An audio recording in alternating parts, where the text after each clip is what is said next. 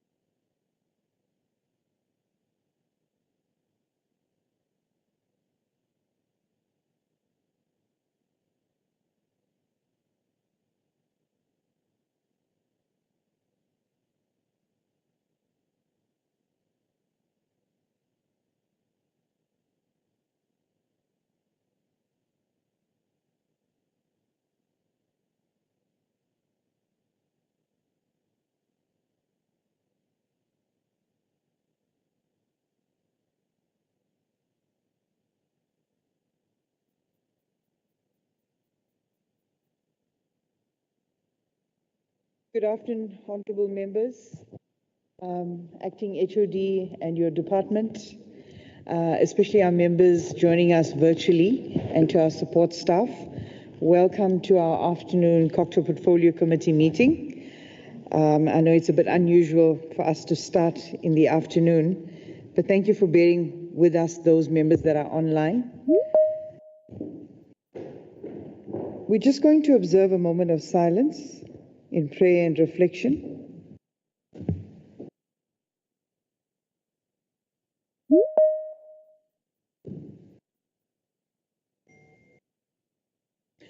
Thank you for that. We have received two apologies today. One is from the MEC who is involved in another engagement with the Minister of Cogta.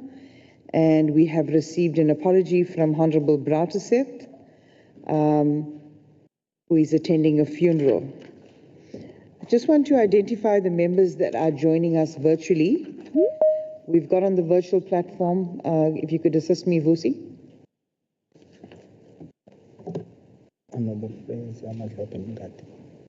We've got Honorable Fraser, Honorable Madlopa, and Honorable Ngadi on the virtual platform.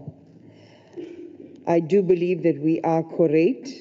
Can I have a mover for the adoption of the agenda? Before we adopt the agenda, we will be removing outstanding matters that will be dealt with at our meeting on the 12th of August. So can I have a mover for the adoption of this agenda?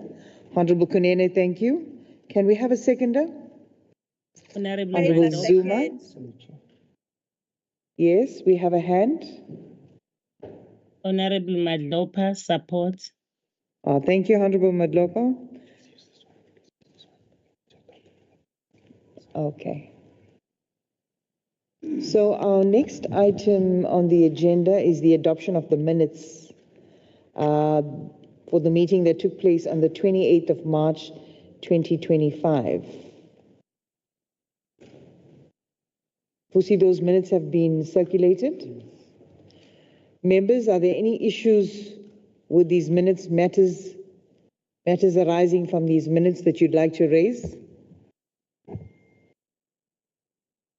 If there is nothing, can we have a mover for the adoption of these minutes? Honorable Basiela, thank you. Can we have a seconder? Honorable Kunene, thank you. I think on page 5, on the program 4, it's just a typo, Amakosi, It's M-A-M-A-K-H-O, not K-O-S-I. Thank you, Honorable Kunene. We'll correct that. Thanks. All right. So we're moving on to our first item, first report from the department, and that is the disaster management report update. The focus on this, from this report, the focus that we wanted for this report, Acting HOD, there were several issues. The report was good. We've looked through it, and you've given us quite a detailed report, but there is one issue that we requested that's missing in this report, and this is an issue that we raised in December last year at our final meeting. What we raised was, I'm just trying to figure out whether it really was December, but at one of our meetings we raised the issue of the trip, I think it was some workshop to New York. Yeah. So what we wanted to know is, you've advised us, you've given us a detailed report of what was learned there. We wanted to know how what was learned was being implemented in our municipalities. So when you are going through this report, if you could briefly touch on that, because we don't see it in the report, we'd appreciate that. I'm going to hand over to you to take us through the disaster management report, but just the highlights, because we've got a long agenda and quite a lot to cover. Thanks. Thank you very much. Good afternoon, Honourable Chairperson, Honourable members of the Portfolio Committee, and the management team of Cogta, as well as the support team in to the Portfolio Committee. Honourable Chair, as you've indicated, there was a request by the committee to submit the disaster management report. We did cover it in relation to the decision matrix. There was specific requests to talk about the collaboration with eThekwini Municipality, and in particular SANRAL, a request about disaster management grant funding and expenditure, the conditions of the grant, and then also to look at some of the projects and project monitoring that is taking place. I think one of the things, honourable members, is that we've acknowledged that we do not have sufficient resources to manage disasters in the province. So we've engaged in a number of memorandum of understandings with various social partners. They assist us to provide different types of support, relief material, food, blankets, and so on, as well as specialized training. And they come to the front when we are faced with a disaster. In collaboration with eThekwini and SANRAL, we wanted to introduce a live video and surveillance cameras. I think this was, and Chair, that's where it comes from. It comes from the visit to the Disaster Management Center undertaken by the members of the Portfolio Committee. We've looked at it. We are ready to go. We want to have the CMOR software communication system. It's already in place, but we wanted to integrate it with other systems like that of SANRAL as well as eThekwini to get to the camera. Unfortunately, Chairperson, it's an extremely costly exercise. We will have to dig trenches and lay fiber cable between the Disaster Management Center and the Mkondeni testing station in Mkondeni to be able to do that. So it's going to likely cost us millions of rands, which is not on the budget at this stage. So we will look at a phased approach. We also look at rescue equipment, specialized disaster response training, and audiovisual equipment that is required in instances of disasters. So we did highlight in the presentation which social partners have partnered with us and these support that they are in fact providing. On post-disaster grants, I think just by way of the process, an incident would occur, the PDMC would go out with the initial with the initial function of providing immediate relief, and then immediately thereafter we would undertake the disaster assessments to determine what is the cost of the disaster. And that would mean engaging with municipalities, engaging with other sector departments, and so on. And we've then recorded the 11 major disaster incidents that we had between April, May 22 floods and then up to December. We also want to just inform the port, because this report was submitted in advance. We also want to inform the Portfolio Committee perhaps that we had 3 incidents of fire in the province in the months of June and July. They occurred at Amajuba and eThekwini in June, and then again at eThekwini, and actually all 3 incidents in July occurred in eThekwini. So those were structural fires due to dry weather and and accidental fire in some of the households. So the amounts of money that were allocated, transferred to KwaZulu-Natal between April and now are reflected in the slides. For the April 2022 floods, the province received 297 million rand. Then there was an additional allocation made in March 2023 because it was insufficient, and then we got 2.9 billion rand. And then for the events that occurred subsequently, you will see the amounts that have been provided, ranging from 15 million rand through to 253 million rand that was provided. Chairperson, the grants are conditional. They must utilize, municipalities must utilize emergency procurement processes to utilize the funding, although the funding does come 3 to 4 months later sometimes anyway. So even though we're saying you can use your emergency procurement, it still has to go through the DORA publication process before it's actually provided. So there is a delay, which again delays the relief required for communities to rebuild and delays the rehabilitation of infrastructure that may have been damaged in the floods. There is a project steering committee that has to be formed and meets monthly in terms of the expenditure per municipality. There are monthly performance reports with pictures that we request of the progress that is being made. So we have the picture of the infrastructure when it is destroyed or damaged, and then progress pictures along the way to make sure that we're able to see the rehabilitation. We review the invoices and the proof of payments that are provided on the 6th working day of every month. The grantees must report to the Provincial Steering Committee, and then in the case of insufficient funds, and this is a bit of a sore point, because in the case of insufficient funds, then municipalities are expected to cover the additional costs. And we know the state of finances in municipalities and the ability to prioritize some of these projects. So you find that eventually projects lie standing until the MIG funding becomes available, or any other grant source becomes available to supplement the disaster relief grants. In the event of any deviation to the scope, then there must be obviously valid reasons and motivations.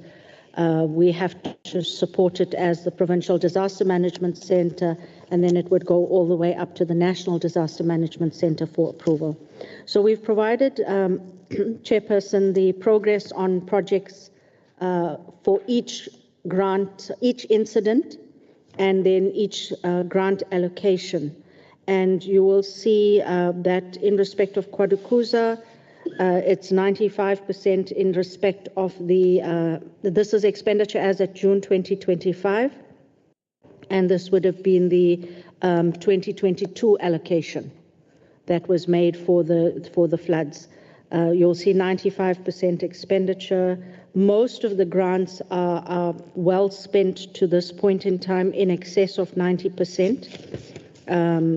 And yeah, we've reflected where there have been savings in some instances or rollovers or the request to utilize those savings, etc., based on the progress that has been achieved in municipalities. Chair, I will take it that the report is read and perhaps not go through each of those slides, but I think that does reflect the progress. We also just indicated, in terms of the rehabilitation, there's a number of pictures reflecting different projects at different stages of completion. There is extensive project monitoring, as I've indicated, and we continue as Cogta to work with municipalities to ensure expenditure takes place and that the disaster damage is reconstructed. Chairperson, there's been recently announced grant funding, a total of 139 million for 17 municipalities by National Treasury. They range from Umzumbe, Big Five, Shlabisa, Msinga, Mvoti, Mtanjaneni, Ulundi, Ngutu, Edumbe, Abakulusi, Etukela, Inkosi Langalibalele, eThekwini, Newcastle, Zululand, Mandini, Endumeni, and Mfolozi. And this was additional allocations to these municipalities because they received under allocation previously. We still don't believe it's entirely enough, but you'll see, for example, we're saying at Ngutu they received 5.1 million rand in March 2025, and now they've received an additional 9.3 million rand in July. We're not clear. I mean, if you look at some of the allocations, Inkosi Langalibalele and Newcastle both got 11 million rand. So we're not clear on the methodology that is applied in the allocation process. So, the National Treasury would apply its own mind, and the National Disaster Management Center, and then possibly spread the fiscus across municipalities because there really might not be enough to cover everybody. There are some challenges, as always, compliance-related issues in terms of the reporting of the grant, but we do deal with these through the steering committee and so on. There were also, the disaster management grants were transferred to municipalities, and some of it was then withdrawn, and it severely affected a number of municipalities, particularly the smaller municipalities. So in Pendle and Josini municipality, they'd already commenced projects, which were then incomplete, but the funds were withdrawn. They then had to fund it from their own coffers, and then they got into difficulty even insofar as payment of salaries. And then eventually they've now received additional allocation to cover for that. So I think those are the issues. We had intervened as Cogta with National Treasury to say, this is the implications for these municipalities. And we had various meetings with them. And hopefully we will have a better system going forward.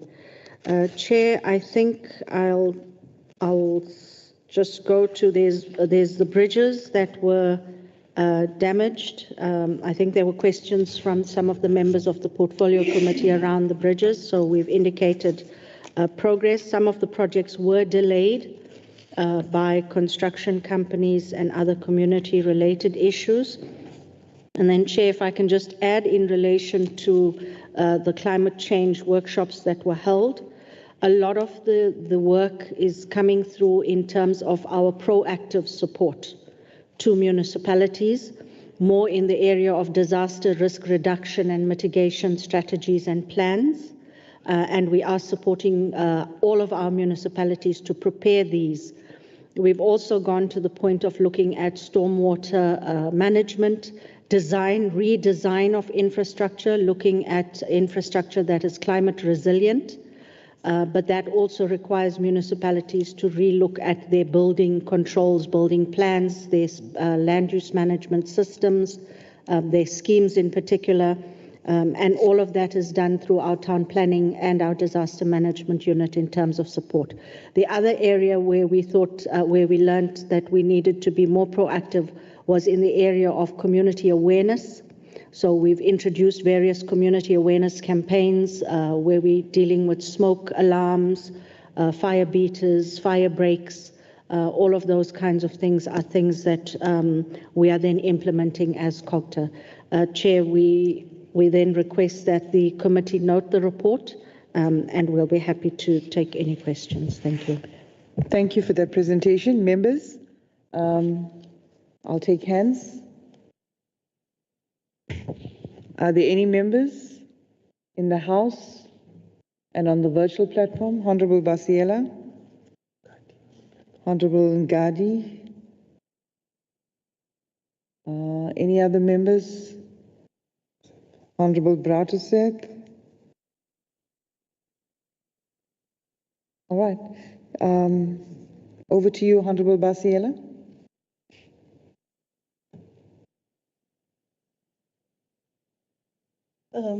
Chair, this is just it doesn't relate to any question in the report. It's just a contribution or a question that I'd like to ask. We often feel, we're the first people who are contacted on the ground when it comes to disaster management. And we find it very difficult to coordinate help to the communities with Cogta. When I've even raised this with yourself, that there's always a red tape bureaucracy on us not being able to coordinate with the arrival of help. Is there any way that that can be streamlined so that we need to also have a hotline with disaster management, and in particular with the HOD, and not be told that we need to get permission or somebody else and get this to know when they come in? Because we very often have to go and collect from other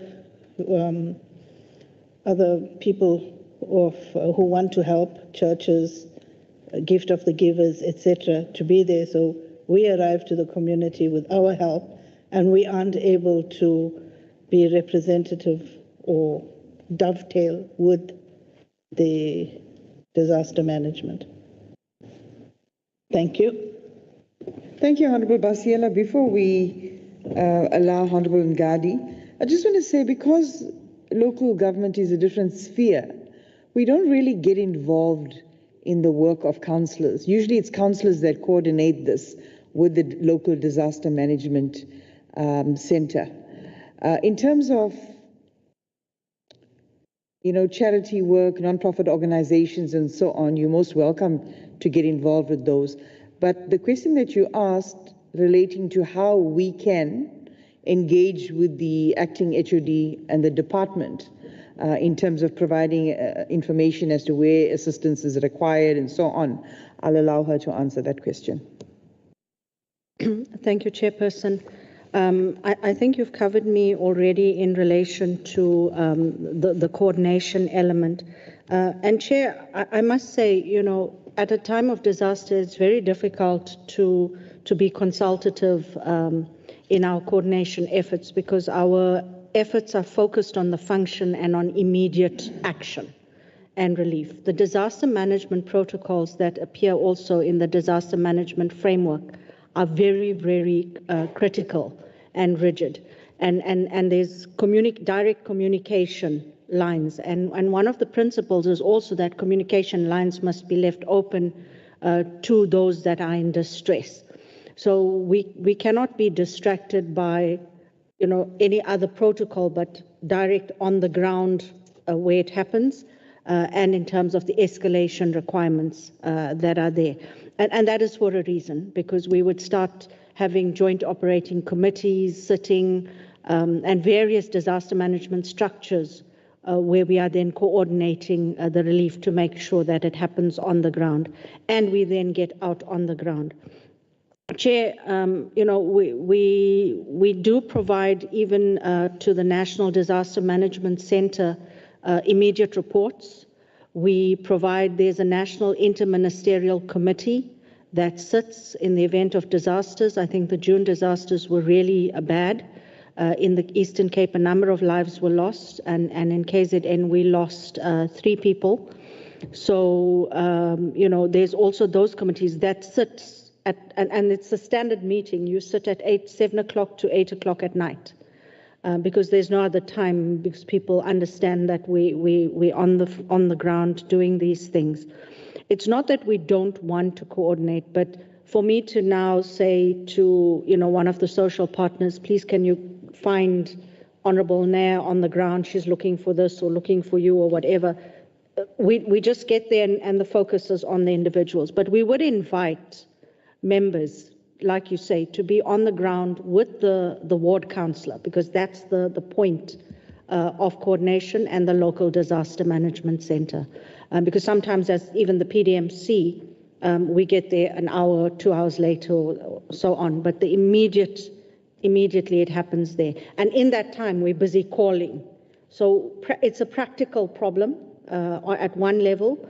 And we beg the understanding of the committee in that to allow us the space to focus on the communities, and then to start working at the ground level to be able to respond. Thank you. But Chair. of course, if members are experiencing issues are coming to their attention with regards to councillors not on the ground, local disaster management centres not answering their phones, and those kind of issues, members can bring that to your attention so that you can intervene. I hope that answers your question, Honourable Basiela. Do you have a follow-up? Okay.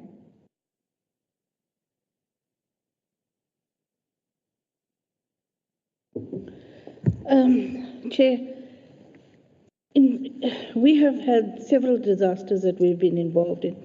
I'll take the fire at Saka, that is here in Pietermaritzburg, and the one in Honourable Zuma's community. There's no network, there's no means of communication for people to use this. Honourable Zuma drove to the nearest place where he could get network and calls me. I call the acting HOD. Now, at that point in time, it's an emergency. Everything needs to happen tick-tock and in a way that would address people's needs right there and then. The disaster management has the ability to coordinate this and not lock us out of this and say that we've got to get permission from this person or that person. When I say that we're forced to go to Gift of the Givers, I had to go to Gift of the Givers, and Honourable Zuma had to go to the Gift of the Givers. Why do we have to? We elected representatives, the public come to us, our members come to us, and we're the first people on the ground to know about things, to experience it. He himself was a victim of this. So what happens is we're getting NGOs to come first when there's a capability of the disaster management cooperating and working with us and responding to us and not locking us out of this. Saka, live wires after the fire, live cable, electricity cable was there, and their kids running around the place. We took a day to get the local people to come in. Fire department came, they put off the fires and they went away. This was now an ESCOM and it was a municipality issue. Again, we had to start from disaster management, go right up to the Minister of Human Settlements and Cogta, and 2 days later we got a reply.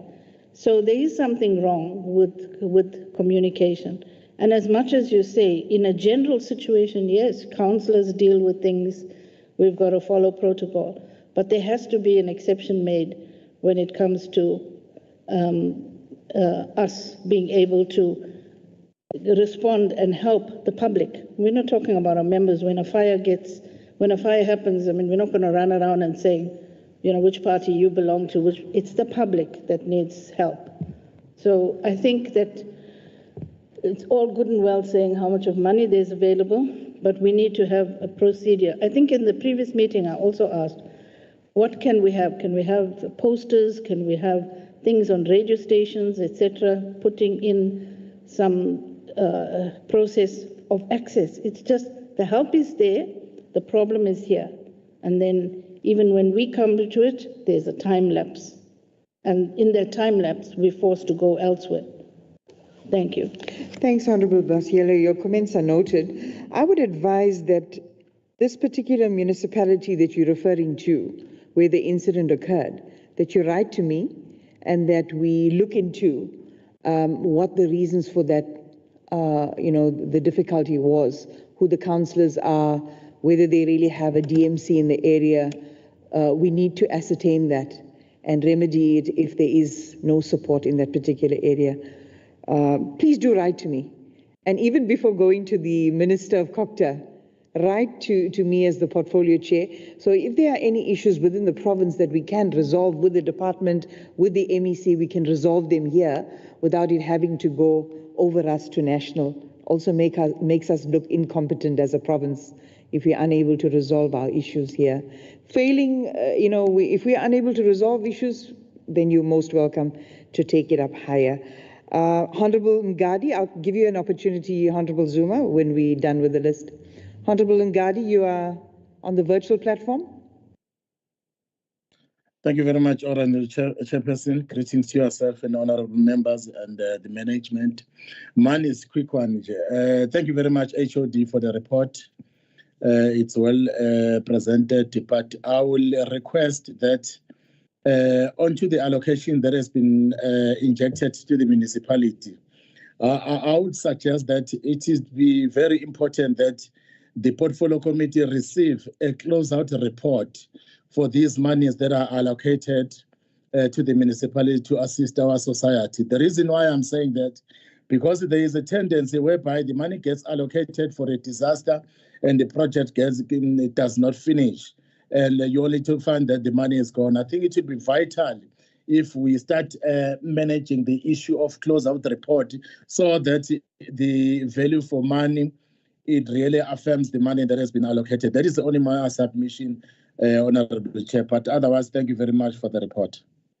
Thank you, Honorable Ngadi. I think that's an excellent suggestion. If the department could take note of that, we need those closeout reports. We have to, this is a lot of money that is allocated to disaster management, and we need to know whether we are getting a proper return on investment. Honorable Brauterset.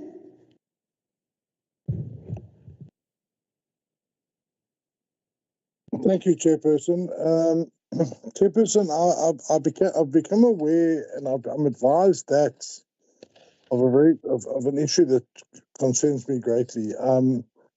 After the April 2022 floods that really wreaked havoc in primarily eThekwini, I'm advised that the Disaster Management Centre were allocated a fund or an amount of around about R1 billion for expenditure on restoring infrastructure.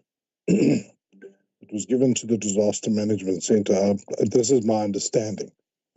And my understanding of it is that only a small amount of it has been spent to date. Can the HOD just give us, if she's familiar with what I'm talking about, number one, and will just give us an update of the amount of money that was allocated to the eThekwini DMC and what has been spent since then? Because I'm just obviously very concerned that funds have been allocated but not actually utilised to improve things. Thank you, Chairperson. Thank you, Honourable Brauterset. Before we give Acting HOD a chance to respond, Honourable Zuma.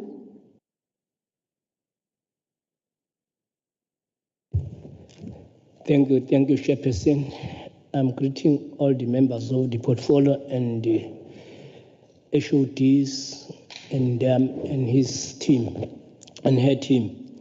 Thank you. In fact, I've been covered, Chairperson, but I've got a little bit concern about the people who are suffered in that disaster while Pasela was talking about that. Because there is some other communities, even now, they didn't get help. But as I said, I'm covered because you said we're supposed to write something, a letter to coming to you. You see, I don't want to dwell too much because you say that, Chairperson. Because even now, there's some people who didn't get help. There are some people, the ward councillors or the ward members, they jump some people because they are not pushing the word, same word, same vote or same preaching called word, you see. That thing is not right. Because all people that are living in the same area, they are getting disasters, everything, they are same people. That things, I think we're supposed to look at it. How can we do this? Because even now the summer is coming, the rain will come again. And then there will be some flood. And then other people, previous one, they didn't get help. But I'm covered because you said let's write a letter. Thank you very much. Thank you, Honorable Zuma. I think basically what you are saying is how can we perform our oversight role, especially if it is councillors that are being impartial towards those who need help affected by the flood and so on. I want to just conclude with some questions before I hand over to you. What we needed to know, I know you in your report you speak about the Seymour platform and so on. When we were at the provincial DMC, what was discussed is the surveillance cameras, the MOUs. Have those MOUs been signed with Sanral and with eThekwini to be able to put those cameras on those highways? And then you talk about the hardware and the smart devices and so on and the connection, mobile connection that's required at municipalities. It's actually concerning that is an issue to roll this out. Is it not possible, or is it possible for municipalities to use part of the grant funding towards this?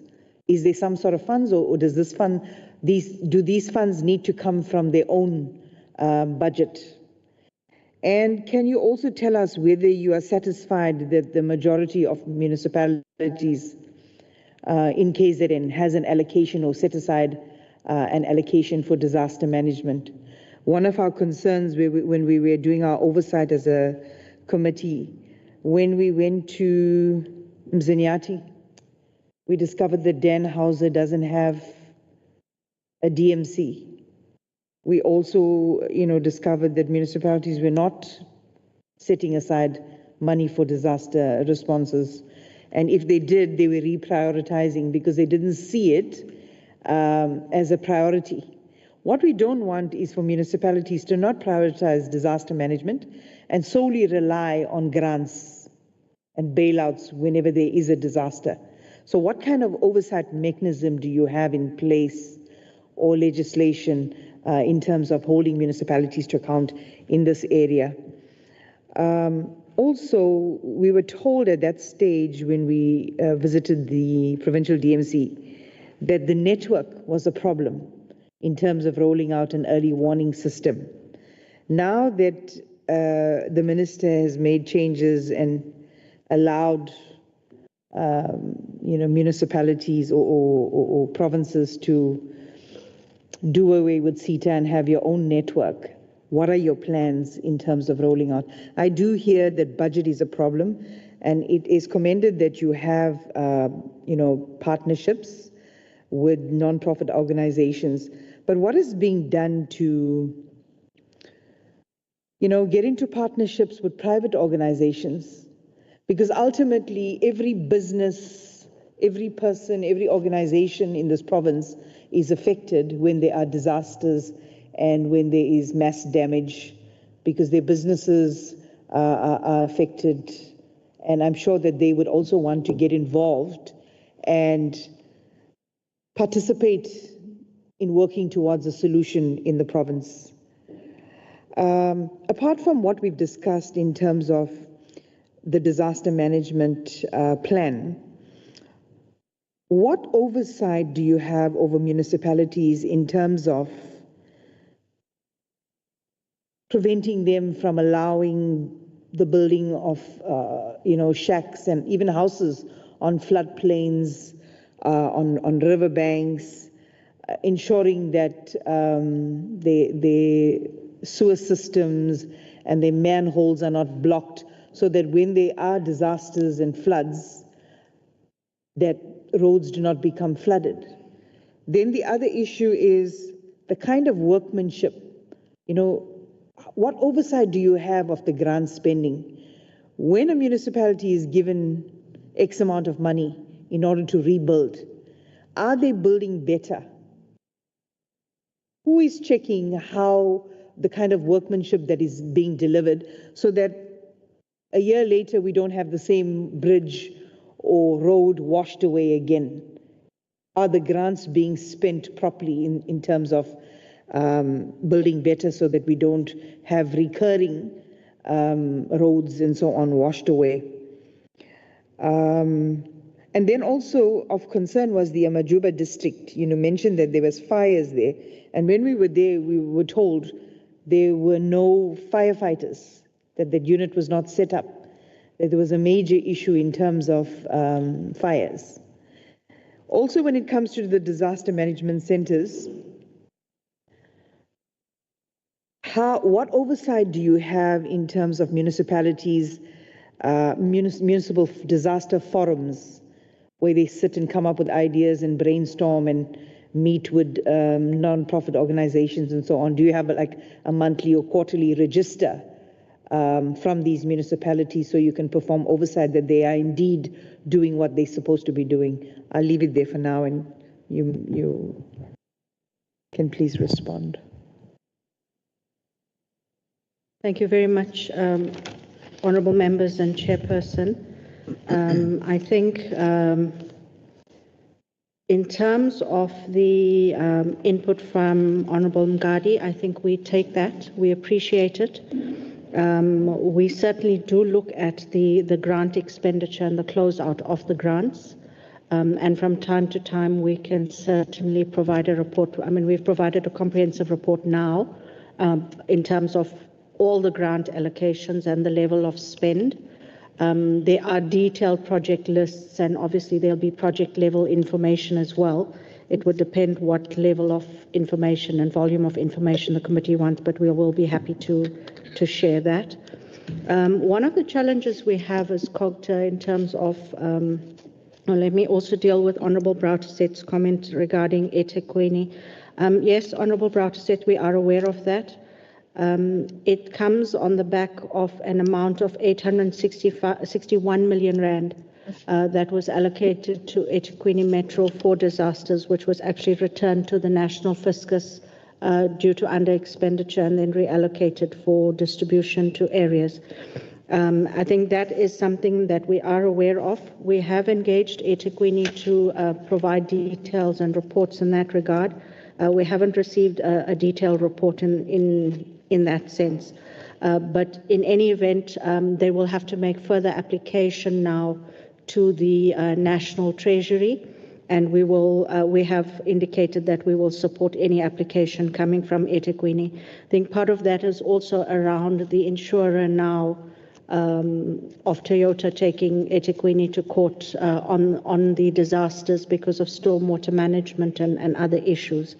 So it's quite an extensive case that we are looking into. And as we get more information, Chair, we'll be happy to revert.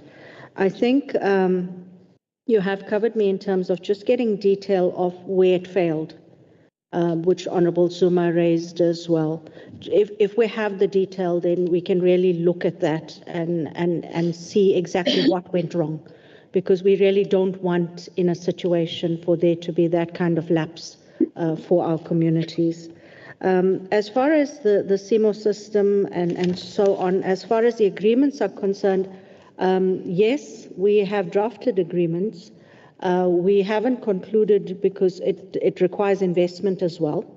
And I think that's where at this point in time we are a little bit stuck, but we're going to look at a phased approach of dealing with it. The rollout of the systems to municipalities, infrastructure, ICT infrastructure, although CETA is not involved, even if you use any other private sector company, it's very costly. And that's our biggest challenge in terms of our ability to roll this out.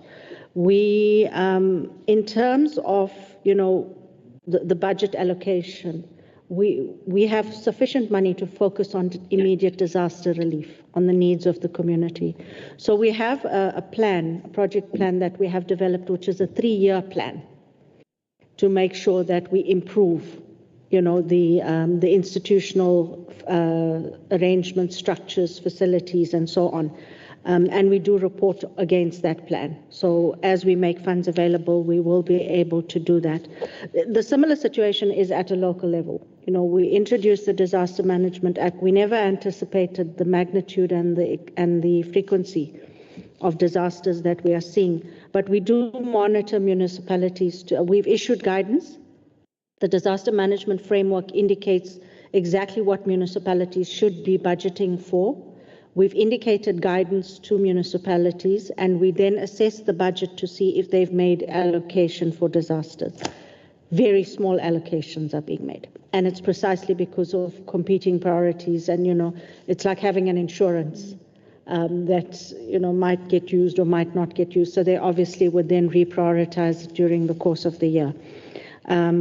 We've also said it's not limited to municipalities, Honourable Chair, because as a coordinating department on disaster management, provincial sector departments are also required to make provision for disaster funding, and even they are having difficulty to do so.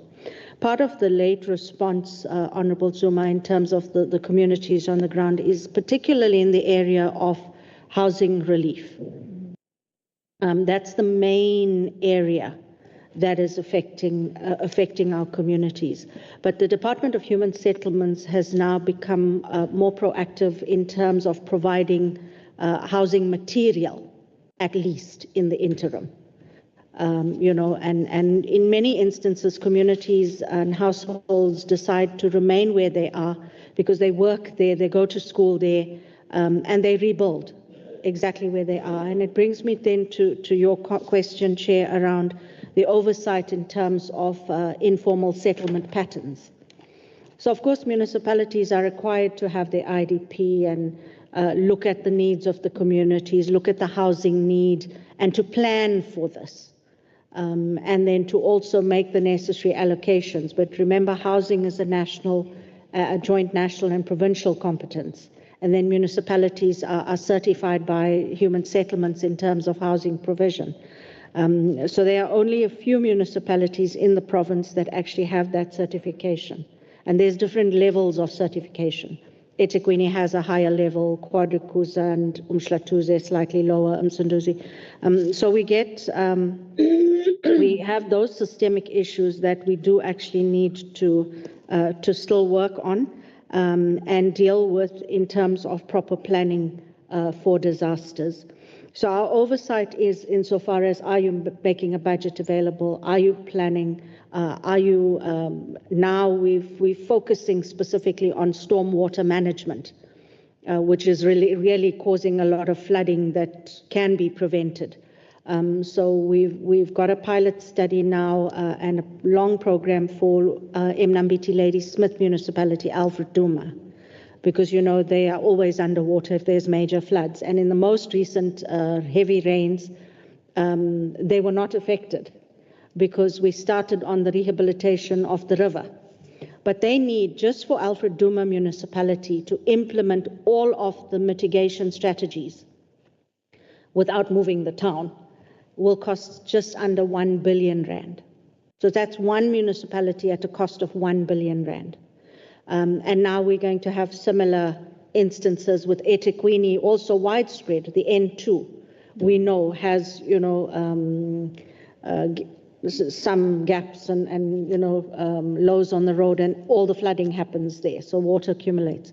But we're now working with municipalities to develop stormwater management plans. We also went as far as making sure that apart from design elements, they are doing basic things like cleaning drains, keeping drains clean, so that when the stormwater runoff happens, at least there's a place for the water to go where it should go. And we don't then have the flooding that occurs as a result of it. So manholes, unblocking manholes, that was one of the things that using the EPWP workers we said needs to happen as well. The element of workmanship, as Cogta, we don't specifically get involved in the procurement processes of the municipality. We would rely on professionals, construction companies, and registered artisans and tradesmen being utilized to rehabilitate. And then poor workmanship will have to obviously be dealt with in terms of the final snag list, retention, withholding of retentions, and so on. From our side, we do sample project, our project management unit. Look, we only have the capacity to look at a sample of projects. We will never be able to cover all projects. So we're trying to develop a more intense methodology to look at the project management and expenditure at municipalities, particularly on our infrastructure grants, similar to what the Auditor General would do. But we would then do it before the Auditor General comes in as well, and during project phases. If we, for example, see a delay here, we would want to immediately go on site and say, why is there a delay? What do we need to do to fast track this project to make sure that service delivery happens? As far as the capacity of disaster management centers, for example, Amajuba that you cited, the Disaster Management Act and the framework have minimum requirements for disaster management centers. I'm not sure, Honourable Chair, if we had previously submitted a report that indicated the status of disaster management in the province, and it has all the elements, the statutory requirements, and where the areas are lacking. So from a Cogta point of view, we do assess on a regular basis the capacity of the disaster management unit and their ability to invest and comply to upscale and improve the actual disaster management center. So we do that. There are forums. As far as the forums are concerned, there's now the new environmental climate change legislation, which is requiring climate change forums. And then at the same time, you have disaster management forums. So at the disaster management forums, they are sitting. They are discussing. Obviously, it's limited as we're sitting here and saying we don't have enough money, and there are challenges. We want to get them to be more robust in terms of what kind of strategies, disaster risk reduction and mitigation strategies can be dealt with as a forum, and not just deal with reactive responses. And we also want to then make sure that the climate change forums, which are then being driven by ETIA through the Environmental Affairs Unit, is also synchronized, if not the same, as the Disaster Management Forum, because it's about infusing the work that we do on the ground so that everybody is looking at things more broadly and then able to respond appropriately in those instances.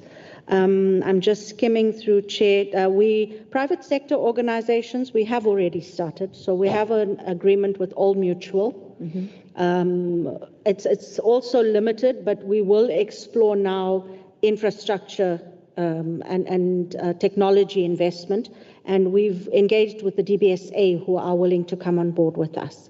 So we're hoping we're in negotiations currently for what they call a memorandum of action to improve disaster management in the province. So we're hoping in the next few months that we will be able to unlock some funding, at least through the DBSA, for this purpose. So we're making every endeavor that we can, and we're hoping that we will be able to improve in the short, at least have a short, medium, and longer term plan to improve. Thank you, Chair. Thank you for that. Just one more thing. Impendle and Josini, why were their rollovers not approved?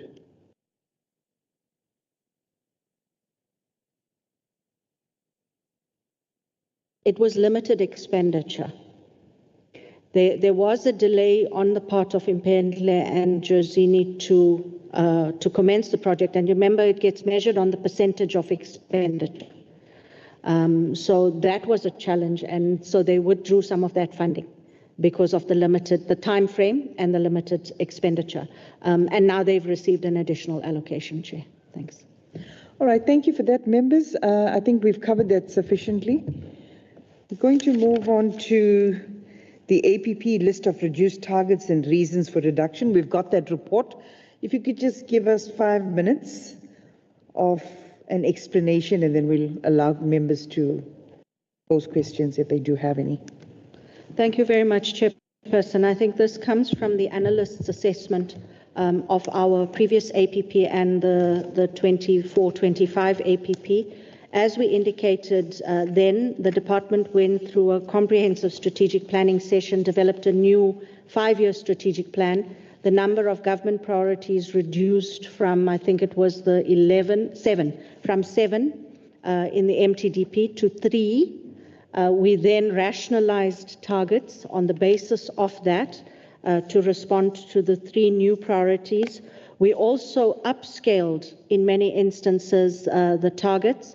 So you'll see some of them are regarded as an operational target, and we've indicated why we've reallocated the target to the annual operational plan. So, for example, we've got a percentage of departmental complaints received monitored for resolution. It's an operational target, which we are tracking at the AOP level, but do we need to put it at an APP level? There's also certain, like assessing the performance of the ministerial representatives. It's also an operational issue. It's a business process that is undertaken. We felt it's not necessary to include it in the APP. We've got, for example, broader strategic objectives like support to traditional leadership for the participation in municipal councils. But then you would also have one that says how many are in the IDP process. So we're saying there's synchronization there. Let's look at the business process and let's put the strategic targets into the APP. Operational activities we will put into the AOP. So Chair, if I can leave it there and maybe take questions from the committee if there's any specific ones that you would like us to talk to. Thank you. That's fine. Members, are there any questions on the reduced APP? Any members on the virtual platform? No hands. Okay. All right. I do hear someone. Honorable Fraser? Me, Chair, I said no, we are fine. Okay, thank you for that. Let's move on. We note the report, the municipal grant withdrawal report on the various municipalities. Could just go through it 5 minutes, just an overview. Thank you again, Chairperson, for the opportunity. The report is quite detailed. I just want to highlight, Chair, that the grant recoveries are in respect of grants that go as far back as 2012, 2013. The recovery process commenced more than 18 months ago, more than 2 years ago, in fact. We have a grant recovery committee. We engaged with all municipalities. We've reflected on the table on page 2, the quantum of grants overall that we were looking at in terms of recovery.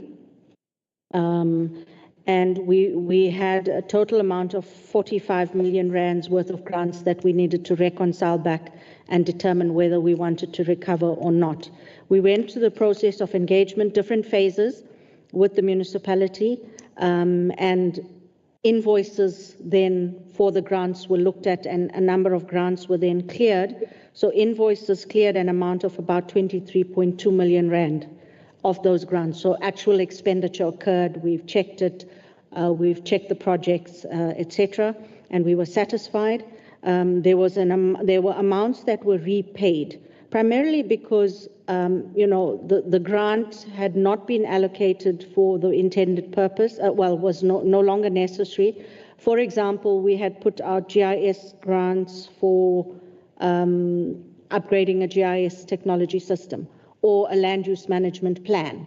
And we're saying all of those things would have been done. Then if there's any residual amounts, then those amounts need to be returned. There were certain grants where we had to review whether the project was still necessary, because we want to also, as Cogta, we are looking at it realistically, and we're saying that if it's going to be better utilized for basic service delivery, then we would want to recover that money as well. So we're looking at approximately, we've had 10 million rand repaid, and we have an amount now of 11 million rand that we are currently reviewing as Cogta. I'll give you an example. Mpofana did a project with 1 million rand. They had about 244,000 rand balance. They've agreed to pay it back. Some of them have 40,000 rand and 100,000 rand and those kinds of things. And the conditions of the grant are very specific, that any remaining funds must be utilized for the purposes of the grant. So we cannot redirect it to another purpose without prior approval. And then as a department, we will only grant prior approval if it's aligned to our strategies, priorities, and our programs as a department as well. So that's where we are in terms of the grant repayments. There is a comprehensive schedule that is annexed to the report, honourable members, which gives you the specifics of every single grant. It indicates the grant, the purpose and project. It indicates the municipality, the date it was transferred, the amounts transferred, the expenditure to date, whether we have recovered or in the process of recovery in each instance.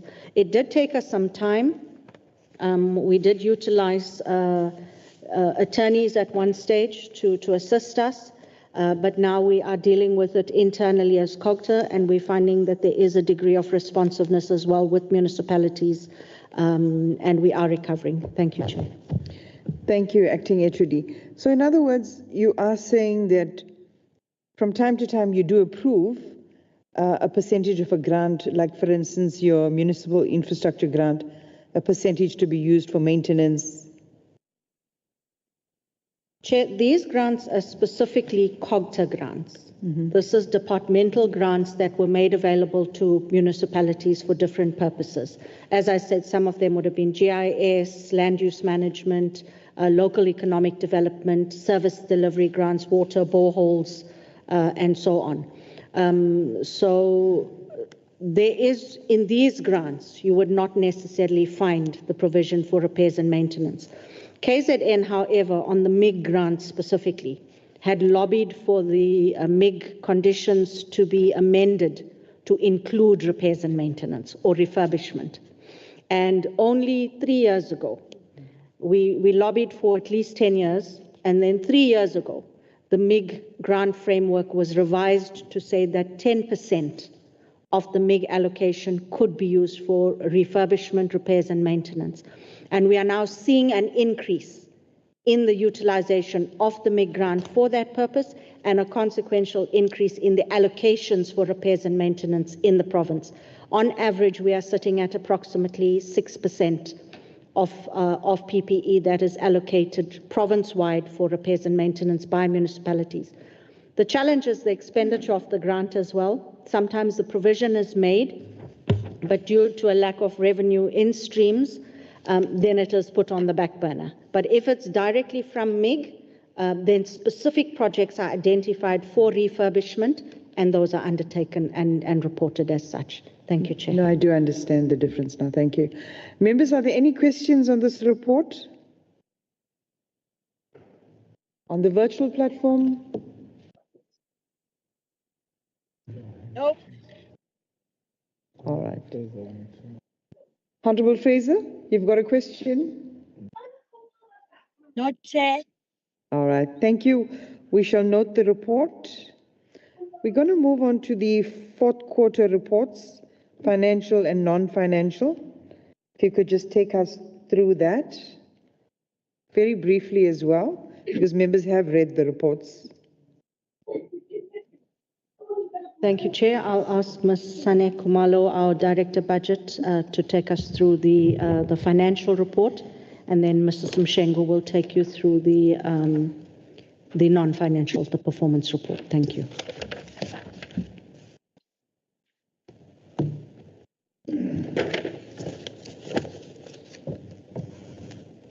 greetings to you, Chairperson, and the members of the Portfolio Committee, HOD, and Cogta colleagues. I'll be taking you through the fourth quarter report. As the Chairperson mentioned, I will actually take it as read. I will go straight to slide 5, just to highlight. My apologies, are you doing the non-financial first or financial? Financial.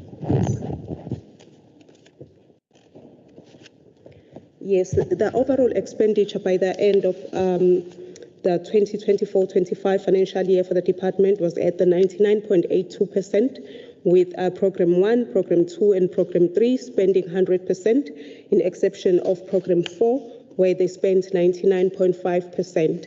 The variance of 3.4 million shown on slide 5 that relates to the remaining balance on Izinduna back pay at the department, whereby we received or applied for a rollover, and we have some cases that we couldn't finalize to pay Izinduna, eliminating from the specific allocation of 631 million from the 23-24 financial year. So the department, without 3.4 million, we couldn't request a rollover again. So that's the main reason.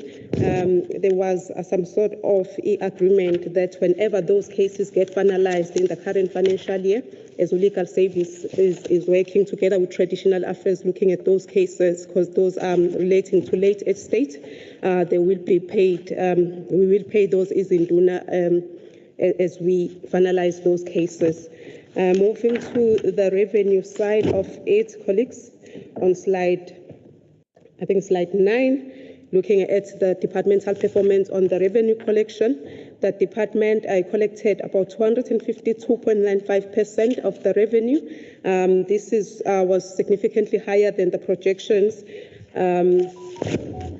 The main contributor to the revenue collection for the department was those the funds collected in respect of the unspent transfer to Umuzi Wabantu Municipality. The department recovered 4.2 million from Umuzi Wabantu. These funds were transferred in 22-23 financial year for the construction of the harding stores.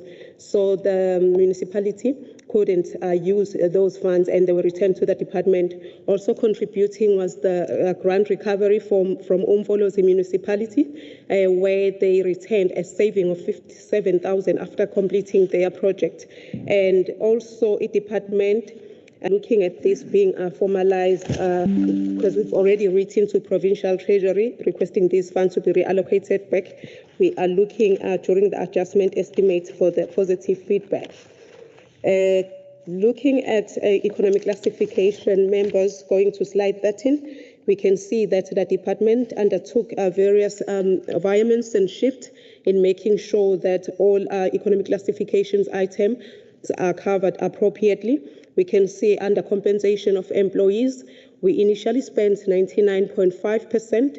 We had a slight savings of 3.7 million there, at a slight savings of 3.7 million there, that we had to move to other spending pressures, which was under goods and services.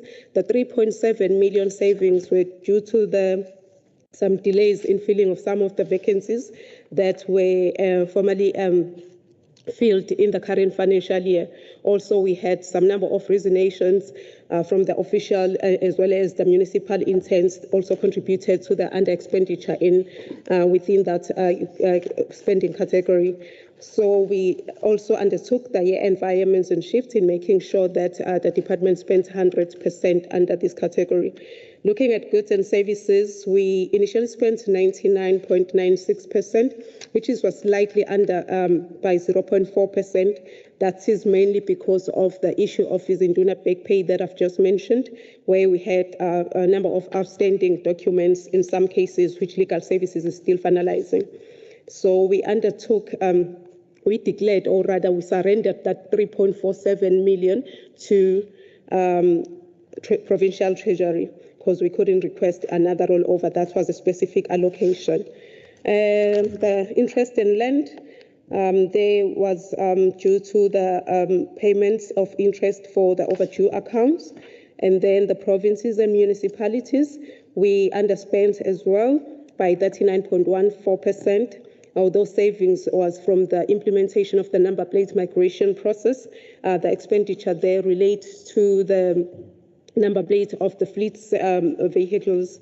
The universities and technical, we spent 100% under that category. That was the transfer to UKZN, as previously explained, committee members. Under transfers and subsidies, public cooperation, this is where we spent the 30 million transfer to ESCOM, as well as the 100,000 sponsorship for the African conference.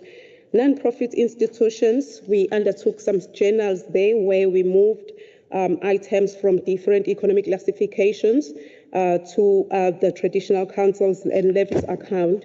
So the department there under that category spent 100%. We moved about 54.3 million from different categories to traditional levies account. Under payment of capital assets, those are infrastructure projects, the buildings and other fixed structures.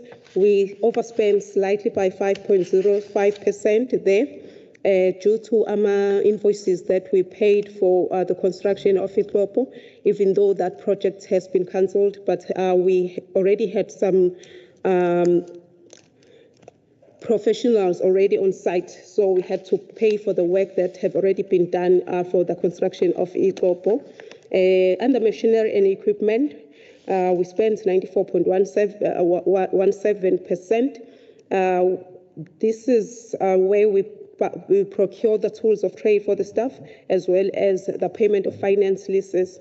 So there we had slight savings because the department, we started initiating the cost-cutting measures in relation to the non-renewal of the handset gadgets, where the contract ends for the cell phones and the tablets. We continue with paying of the data and the airtime.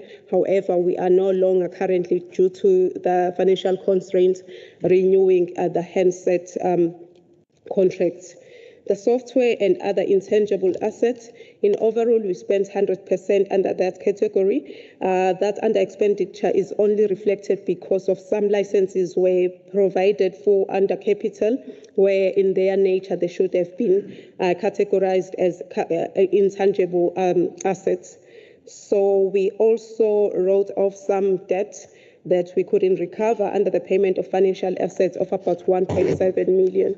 Yes, Chairperson, I've already given the breakdown per program, but also if you are looking at slide 17, we can see the performance per program. Initially, program 1, of which is administration, they overspent prior doing the post adjustments, variaments and shifts. They were at 103.91%. This was because of the invoices relating to operational costs, like the property payments, the water and light, and also the renovations that were undertaken in various buildings. We also, looking at program 2, they initially underspent there. They were at 97.43% at the end of the financial year. Because of the invoices relating to Section 154 for eThekwini and the reduced S&T, amongst other factors. Program 3, they were at 95.62%. The under-expenditure of 4.38% was due to the delays in relating to the implementation of some programs, especially the one that relating to Amakosi Revitalization Program. And program 4, they were at 100.33%, mainly because of the clearing of the suspense account. Moving to slide 19, Chairperson, I think I've already covered most of the items relating to the infrastructure programs. We have the new infrastructure programs, as well as the refurbishments and rehabilitation of CSC. That tables reflect the performance on infrastructure programs for the department, where we were sitting at 99.2% in overall prior the post adjustments, variaments and shifts. I will take that one as read, and I've already covered the items in relevant programs. Going to slide 21, where we're looking at the specifically and exclusively appropriated funds, we have SDDM responsibilities where we were allocated 2 million. The department managed to spend 100% of that. And then on the remuneration of Izinduna, we also managed to spend 100% of that. And the rollover back pay on the remuneration of Izinduna, I've already mentioned that we had 3.4 million remaining that we had to surrender to provincial treasury. Moving to slide 22, on the grant, the department have only one conditional grant, of which is EPWP. We spent the entire grant 100% for EPWP by the end of the financial year. Chairperson, this brings me to the end of the financial reports for the fourth quarter. I will take the questions. Thank you. Thank you, members. Are there any questions on the financial report? Chair. Honorable Ngadi, you may proceed. No, thanks, Chairperson.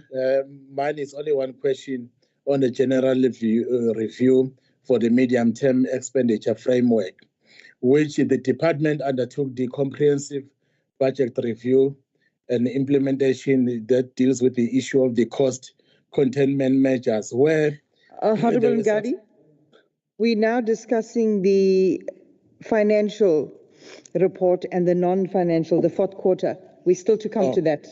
Oh, my item. apology. My apology. Okay. Thanks. No problem. Are there any questions on this report? Members, shall we note the report? Thank you. Report is noted. Let's move on to the non-financial fourth quarter report.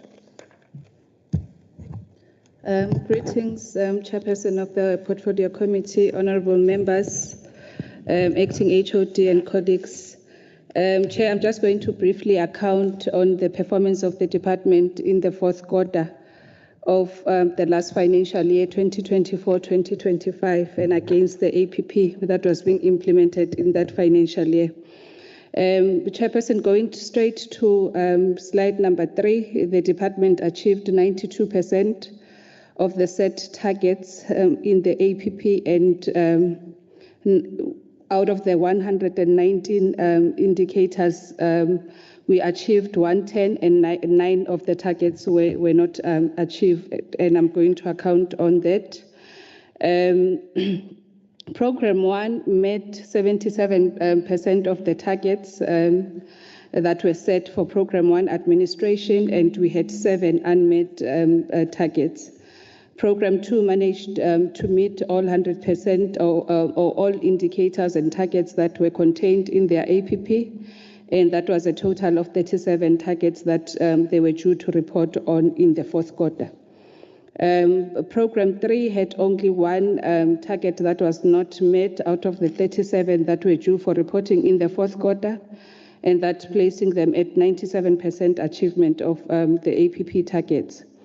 Coming to Program 4, which is Traditional Affairs, they had 14 targets, and they managed to achieve 13 of the 14, with 1 target not achieved, and putting them at 93%. We had recorded some overachievements on the targets that were set in the 2024-5 APP, but I'm not going to go through that. And I'll just go straight to accounting on the indicators and the targets that were not met.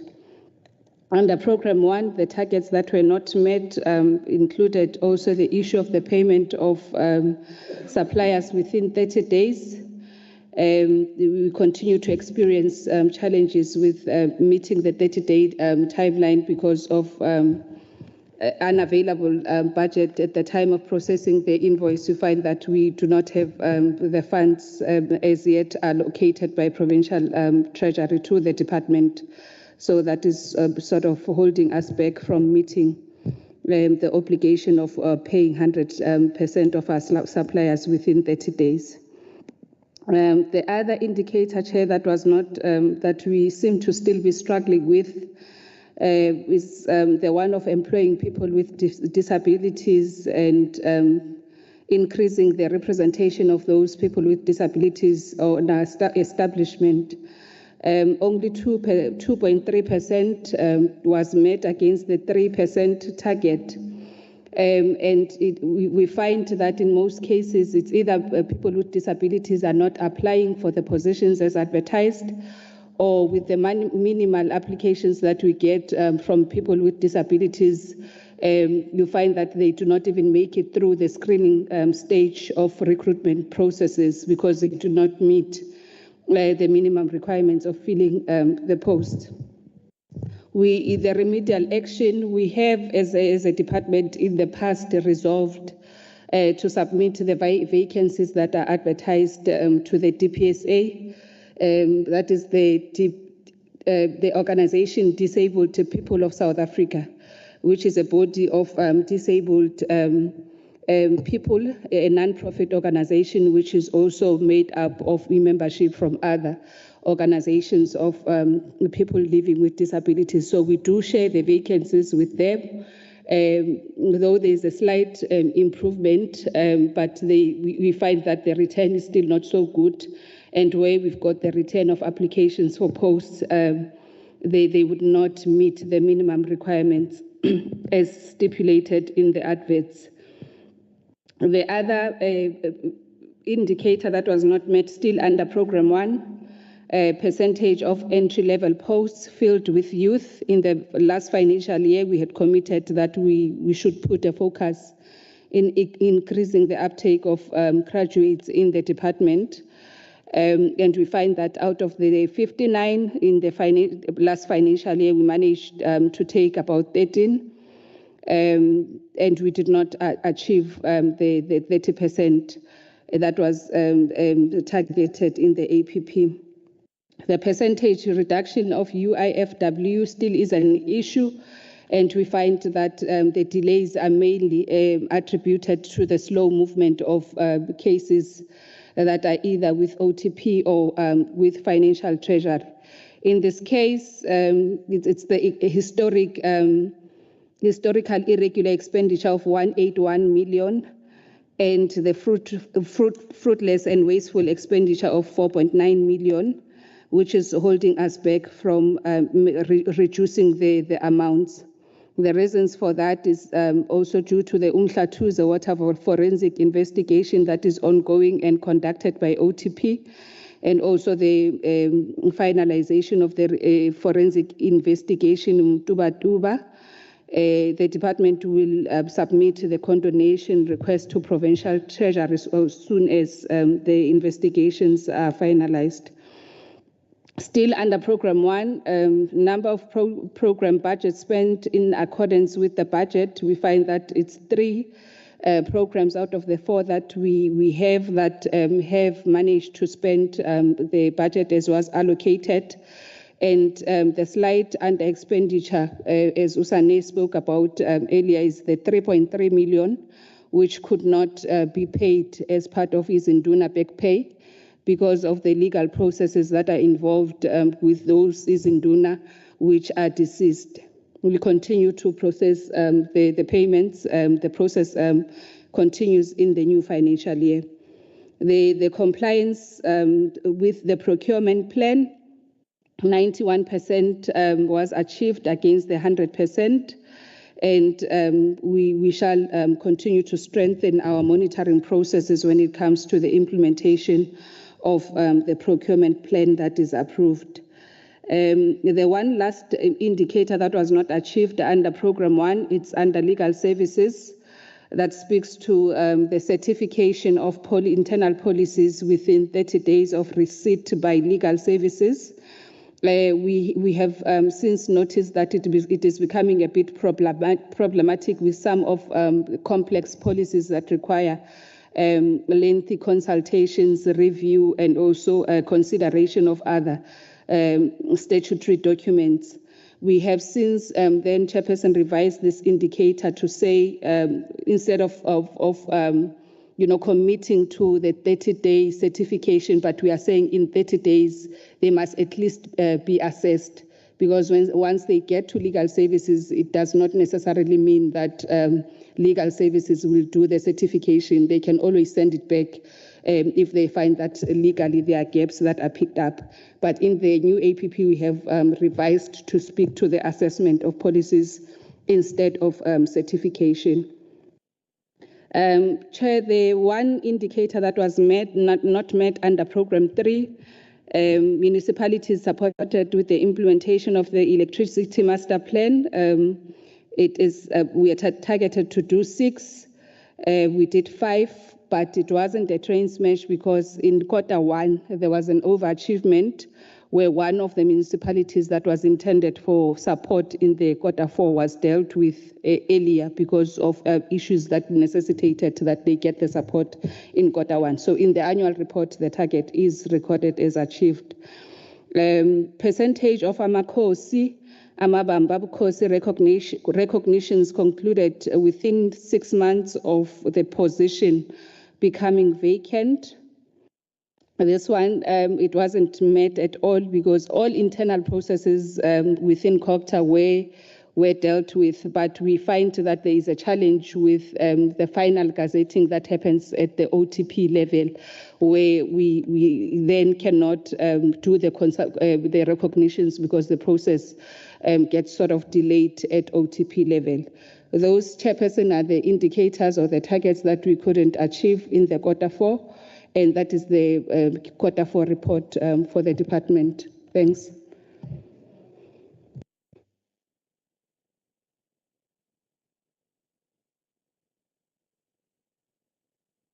Okay. Thank you so much for that report.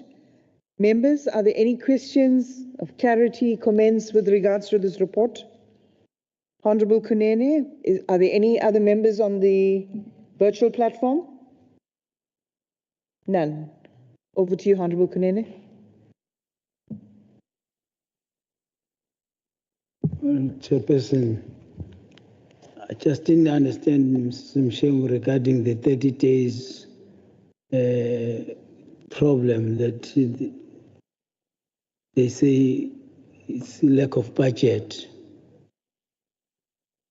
If you could repeat that for me so that I digest it properly.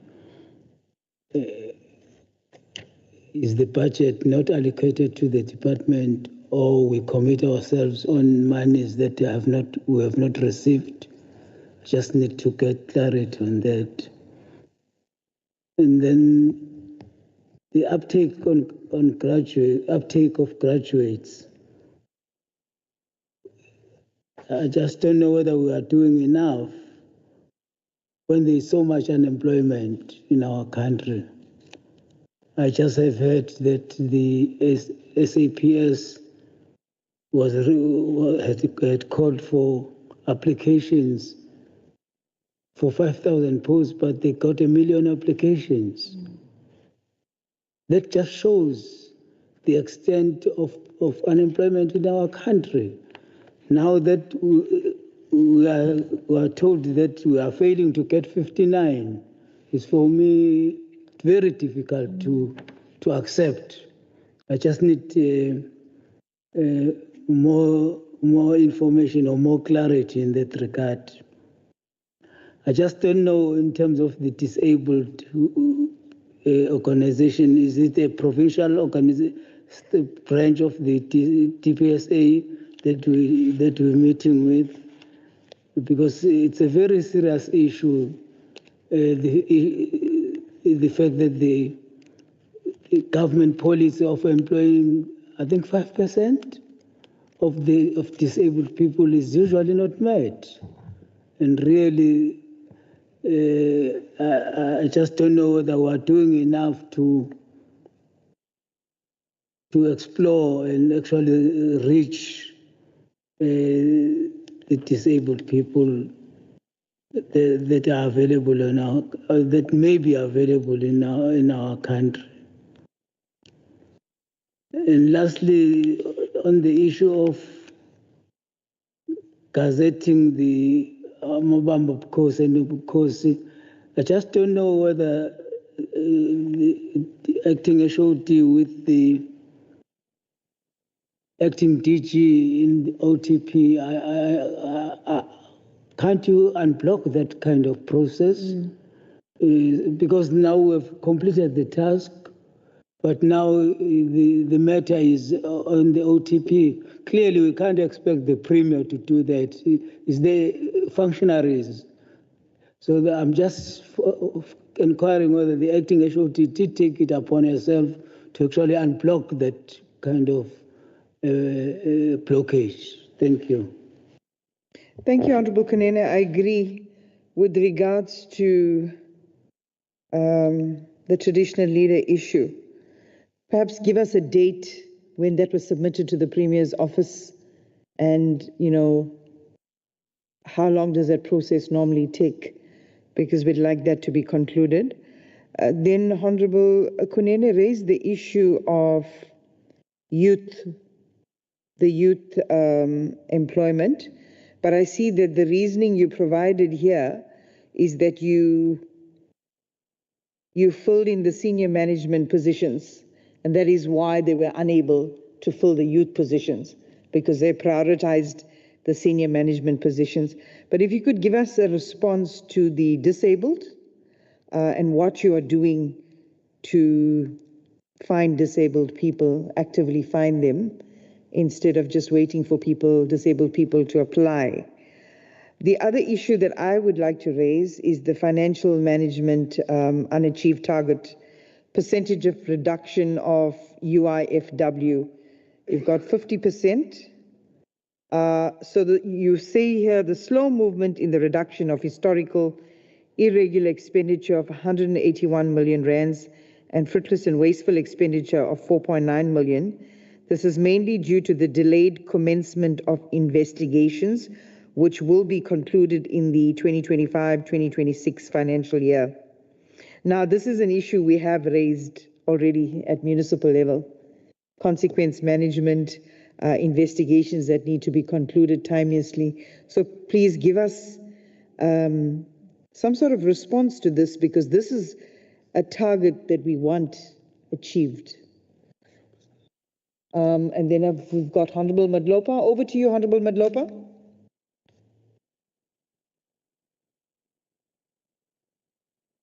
Honorable Madlopa, can you hear me? Yes, Honorable Chair, thank you very much. Thanks for the presentation.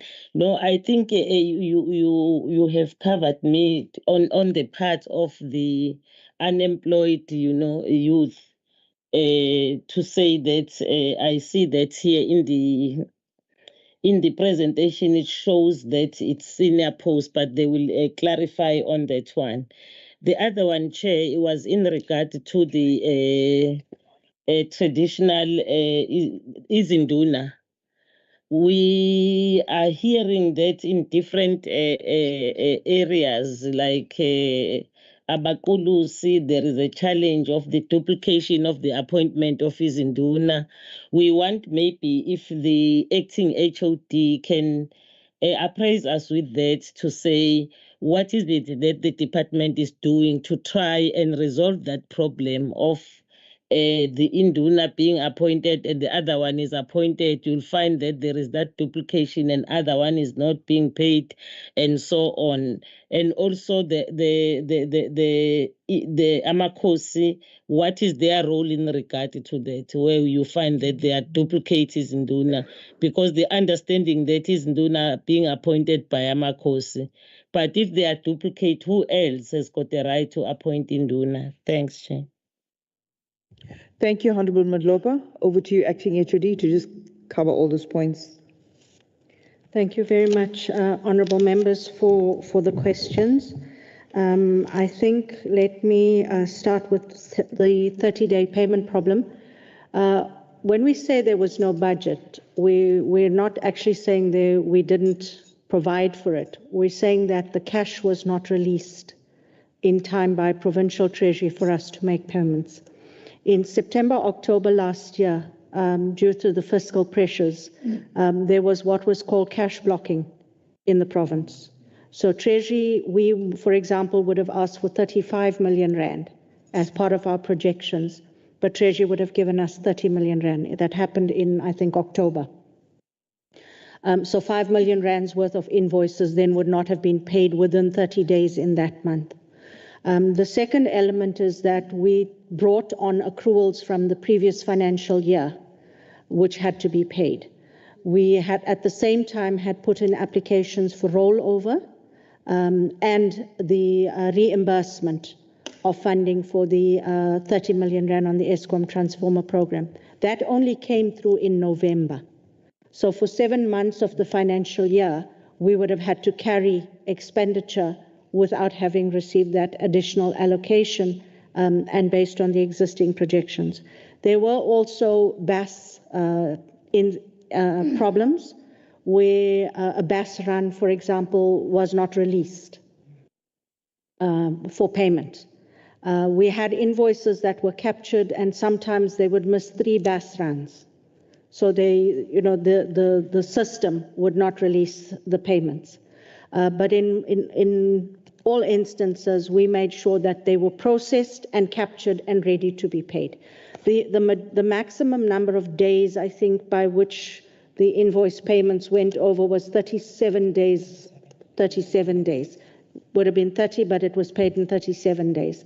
We're sitting now with an audit query in that regard, and as a department, we're saying these are all factors beyond our control. As a department, we did absolutely everything to make sure our suppliers are paid, and then we also communicated where suppliers were affected. We did communicate with them, and then we made sure that they were paid on time. We will eliminate that, Chair, going forward. We will shorten our times. We will look at the BAS runs and how we can overcome some of the structural challenges that we are facing. Chair, let me also then deal on the financial side with the UIFW reduction. Where we have conducted investigations or determination tests, we deal with it within 90 days as a department. We have approximately 187 million rand recorded as UIFW, and 181 or 185, 181 plus the 4 point whatever million is in relation to expenditure or projects that happened in 2021. No, it's actually before that. It's Umhlatuze water projects that were undertaken. So the allegations were received, and the investigations are not done by Cogta. This investigation is done by the Office of the Premier. So there was an extensive delay on the part of the Office of the Premier to appoint investigators. Eventually, through various follow-ups and through our CARC reports and escalation of the matter, in October last year, they appointed a service provider. And the report is expected now at the end of June, but they were still awaiting certain information from Umhlatuze Water and the municipality, and they said to us by the end of August they would have concluded on this report. If that report is finalized, we will eliminate 186 million rands worth of UIFW, because we'll then deal with the consequence management arising from it, and we'll be able to handle it as Cogta.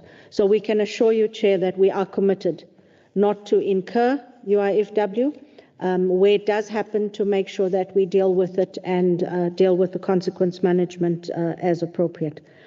The issues of the graduate interns and the internship programs, the department does have graduate interns, which we take in as Cogta.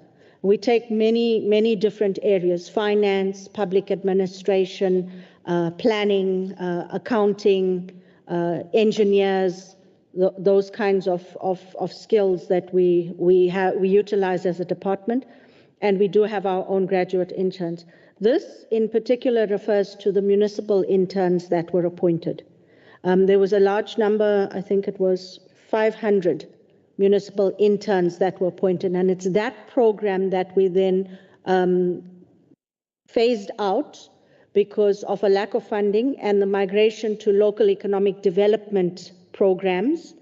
And the understanding was that municipalities are able to draw down their 1% skills development levy and utilize it to run internship, to pay for internship programs, as we do as Cogta. So we didn't want to duplicate it. and we wanted them to pick up that and for us to move into more service delivery related programs. The idea of utilizing youth would be in those areas of work in particular and in entry-level posts. But even with the applications that we receive for entry-level posts, you would get we advertised PA posts, and we had 11 posts and we got 14,500 applicants. So we understand the pressure out there with youth unemployment. Also, when you're recruiting now, if you have 14,000 people applying for an entry-level post, how do you distinguish between who to take without being unfair and inequitable in your allocation? So you've also got to take the best people out of the crop that is there. So it's a self-defeating prophecy to some degree, but we do try our best to encourage that. And as we go towards the filling of our entry-level posts, then we will prioritize those particular employment opportunities. On the disabled, we have tried to engage with bodies in different areas, and we will continue to do so in terms of finding individuals with the skills. Some of the limitations also for us is, driving ability and so on. And in those instances, you've got to appoint an aide. So it doubles your recruitment cost as a department. But we have certainly targeted. We didn't meet the target. In fact, the target was increased from 2% to 3% in the financial year, and we weren't able to keep up. We were sitting at 2.4%. When it was 2, we would have. If it was 2, remained at 2, we would have been fine. But we will fast track, and we will definitely deal with that. Chairperson, on the question by Honourable Matlopa regarding the delays, as well as Honourable Kunene on the delays in the publication of or the gazetting of the Izinduna recognitions. I think these were matters that came about in September, October.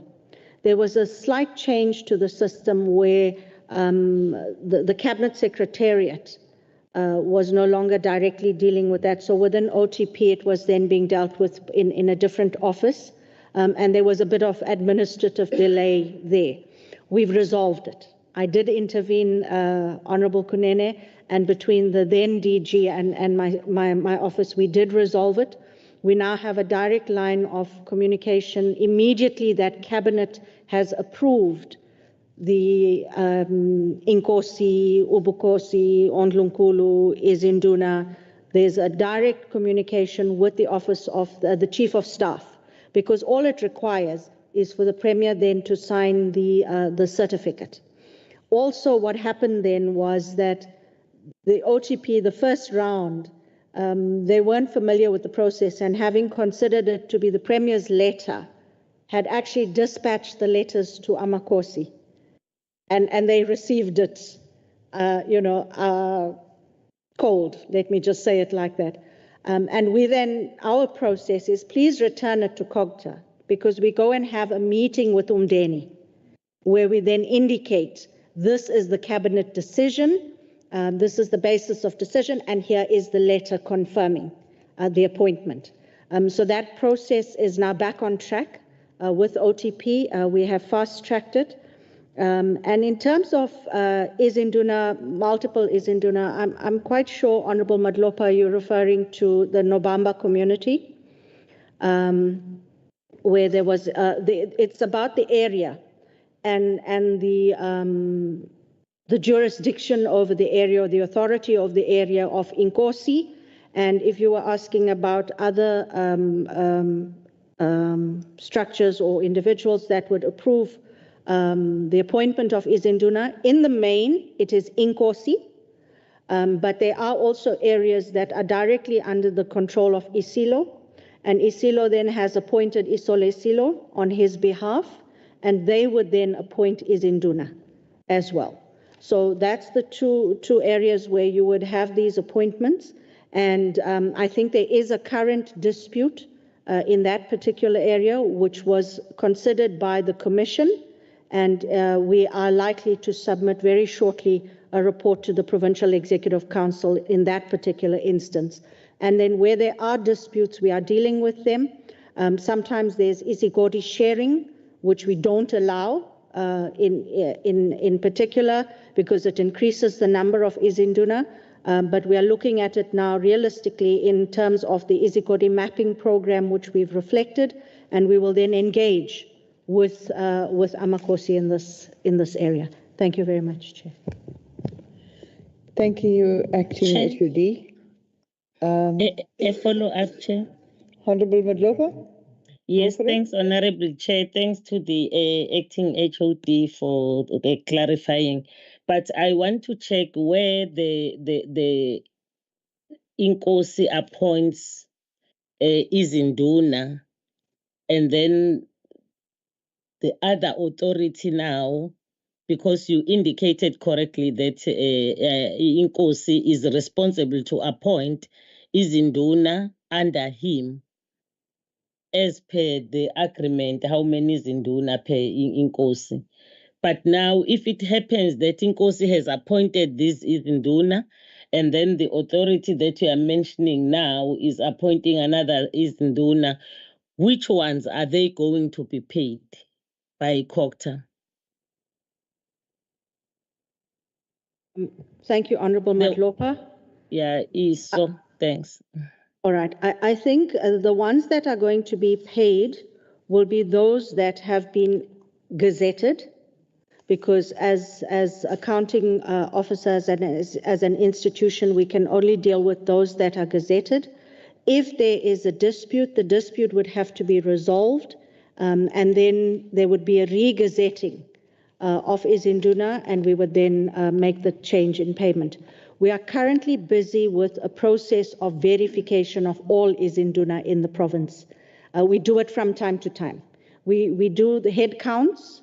We also are now in a process of full verification of all izinduna. We've concluded with eThekwini. We've concluded with King Cetshwayo district and Amajuba district. So we've concluded with the verification. In fact, we are going to the Provincial Executive Council at either its next meeting or the subsequent meeting with the recognition of approximately 35 izinduna confirmed. And the process is the confirmation of process with Inkosi. So that process is underway, honourable members, and we are trying to fast track these processes. It is one that requires consultation. It requires consultation with Inkosi. Sometimes umdeni meetings are convened, and we are having to make sure that we follow all the relevant protocols and respect the structures within traditional institutions. Thank you, Chair. Thank you, Acting HOD. Members, we note the report and we move on to the next item, which is the first draft medium-term expenditure framework. Now, we noted this item at the previous meeting. However, we have been provided with a revised version of this budget. I'm going to allow you, Honorable Ngadi, you had something you wanted to say earlier. If you could just make those comments now before we proceed. Are you online, Honorable Ngadi? Yes, I am. Please proceed. Thank you, Chairperson. My humble apology. One, I wanted to check on the review based on the medium-term expenditure framework, where the department undertook a comprehensive budget review and implemented the cost containment measures. There is one which I wanted to check, the suspension of the new project, except only those that has been mandated by the MEC. My question is that on those ones that have been suspended, does those projects carry it over to the next financial year, or they get suspended permanently? I wanted to get a clarity on that one only. Thank you, Chair. Members, are there any other questions with regard to this report? Okay, I've got one in the House, Honorable Kaba. Any other members online? Okay, over to you, Honorable.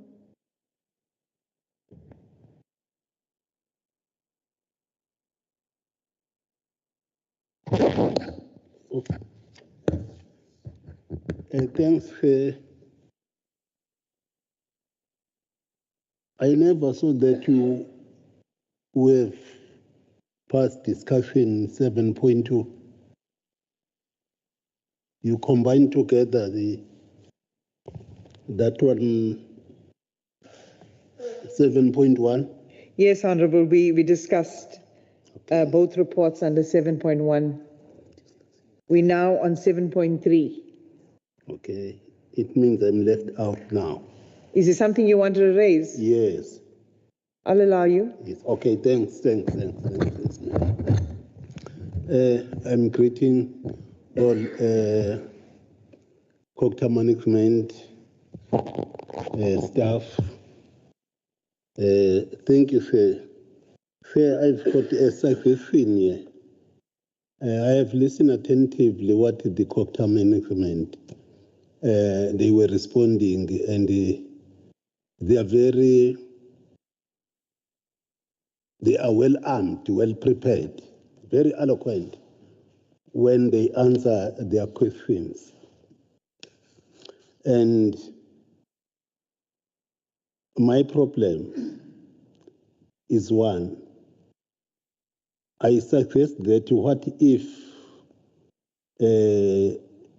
we go for workshop specifically for us as a Cogta committee, because I'm sitting here as a member of Cogta committee knowing nothing.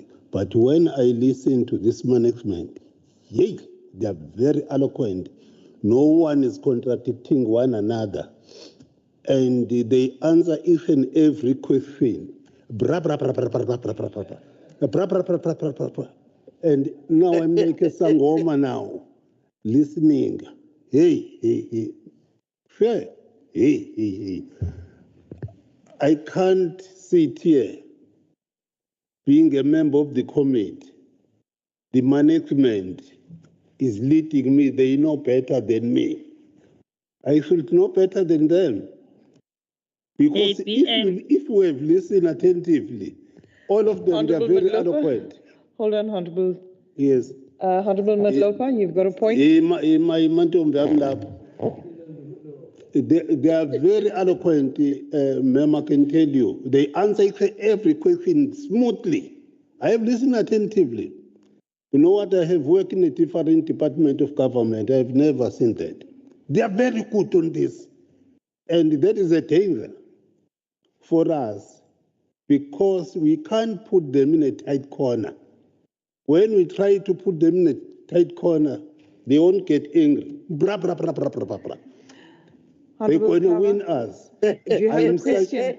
Yes, I'm suggesting, ma'am, that if you can give us a workshop twice a year to make us well equipped, well informed about Cogta, because we are left out here. I think you've made your point. Yes. That's actually a compliment to the acting HOD, who knows her material very well, and the department as well. Honorable, we were given workshops at the outset when we began. However, your point is noted, and I've been thinking along the same lines as well. And I think that we will discuss it and we will arrange something. So I'm glad that you've raised the issue. What we need to do is perform our oversight role better. And in order for us to do that, if we require workshops, if we require further training, then by all means we need to arrange that, and we will do that. Honorable Madlopa, you had a point that you wanted to make? No, I was saying, Chair, no, I think Honorable Kwaba is honest. If he's requesting the workshop, it's something that, Chair, you need to consider, because actually one workshop, if you are new in this complicated work of government, really you can't follow. So I was just saying that let us not take it, easy to say that we had workshops, because the work of government has become so complicated. I think that is why when I'm told in the administration, they said, because before there was no training in regard to the work of government, we were just working. But Woodrow Wilson in 1887 said, the work of government have become so complicated that now it must become a discipline. So I want to support you, Chair, and Honorable Baba, because you are saying that if there is somebody that needed a workshop or a training in this regard, we must continue. I support Honorable Baba to say if he asks for support for training, it must be given, Chair. No, 100%. But Thank you so we much, have to Honorable Madlopa. identify in which areas, Chair. Yeah. Because No, we it's a definitely lot. will put together some sort of training for the committee. And please take note that we are all learning as we go along. Yeah. We are learning a lot from the department with every question that we ask, we are getting a response. There are no wrong questions. Every question gets a response and gives us information that we perform better oversight. But we will take note of that and plan some sort of training. With regards to this item, honorable members, I'd like to defer this item to the next meeting. And I'll tell you why. The reason for the deferment is because we received your update today. And so we'd like to go through it properly and be able to make some comments and ask some questions in the next meeting. But I'll give you a few minutes just to make some remarks. Thank you, Chair. I'd just like to contextualize the presentations. So the presentation that was tabled at the last Cogta Portfolio Committee, the big presentation, is still the same. What we are saying is very often we are told as a department, why are you not doing this? Why are you not doing that? Are you allocating money to the right priorities? What are your priorities? So we have been totally open with the committee in the initial presentations to say we are underfunded as Cogta by in excess of 500 million rand. These pressures are not immediate pressures that just occurred now because of new priorities. And I think there was a question asked about the comment about suspension of new projects other than MEC mandates. What we mean by that is not that the MEC has his own mandates. It's he presented a budget speech, and in the budget speech and in the budget documents, he made certain commitments of priority programs. We are continuing only with those priority programs. We are not introducing any new programs because we do not have additional funding for new programs. So I think I just wanted to clarify that. The other element is that we've highlighted the needs in the major presentation, but when we submitted our budget to Provincial Treasury, and often when we ask for more funding and we say, but we underfund, we complain, we all lament, and I'm sure other departments lament before you as well. But when that happens, we are told, well, the legislature appropriates the budget and will determine the priorities. If it's the social sector, if it's service delivery, they will determine. So we're coming to you openly and saying, this is what we believe to be the real priorities of Cogta.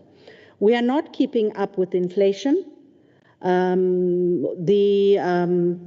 Negotiated employee increases are also not factored into budgets. And so we are constantly sliding back as a department.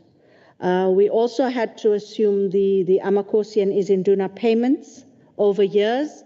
Those increases are also included in our budgets, but not significantly factored in. We had Amakosi taking on medical aid on their own as well. And that was like at huge cost. So we were able to sort of negotiate lower, better cover for a lower price and introduce things like that to try and curtail costs. But the second presentation, so we had to submit the budget through to Treasury, and they will not accept a budget that is not balancing back to the baseline. So my 500 odd million rand now I cannot submit basically to Treasury. They've asked us to cut our budget back to baseline. And the second and this was due yesterday. So the instruction we got was yesterday to bring it back to baseline, which we then uploaded on the system. But what we then did is we went back through the full budget that we have given you, which we have tabled before you. And we've said, honorable members of the Portfolio Committee, that was our original request as Cogta. This is what the baseline is. This is what the allocations are. And based on what we are required to balance back to, these are the implications. This is the impact on us, on each of the programs, and specific by line item. We have indicated what those issues are. But I'm happy, Chair, that we can go through it in greater detail at the next meeting. We thought we'd just contextualize it for you. Thank you. Thank you for that. I just have one question. With regards to the previous budget that you presented to us, was there some sort of conversation held or arrangement that you would present such a budget over your baseline? What was the reasoning to present a budget that's over the baseline? Chair, the reasoning comes from the fact that we indicated we would do a zero-based budget. And we also had to factor in, as we indicated, projects and programs that actually we had to cancel. So as Sane indicated earlier, the office accommodation at the Ixopo office and Umzinyathi district offices, those contracts were cancelled with Public Works. We spent 5 million rand on design and professional fees, but we don't have 80 million rand to build offices. So it's whether we build offices for 80 million rand or we provide small town revitalization projects or water projects or sanitation and electricity projects against the water master plan or LED projects. So that's the trade-offs that we are making and that we wanted Provincial Treasury to note upfront. Because remember, this is now based on a new strategic plan, the 7th administration's 5-year priorities, and that is why we said we would submit. We believe that the baselines should be reviewed entirely, not as just a transition from previous priorities to new priorities. Thank you, Chair. Thank you, Acting Ejudi. Members, should we note the report or would you like the report deferred to the next meeting so that you can further interrogate this report? Can I just hear from members? Honorable Kunene? Yeah, no, I think deferring to the next meeting is better. Honorable Madlopa? Also. All right, Honorable Kunene, you may continue. Chair of Chairs. Thanks, Mhlonishwa. I just wanted to inquire from the acting HOD, understanding the financial pressures that she was talking about. My concern about traditional council secretaries.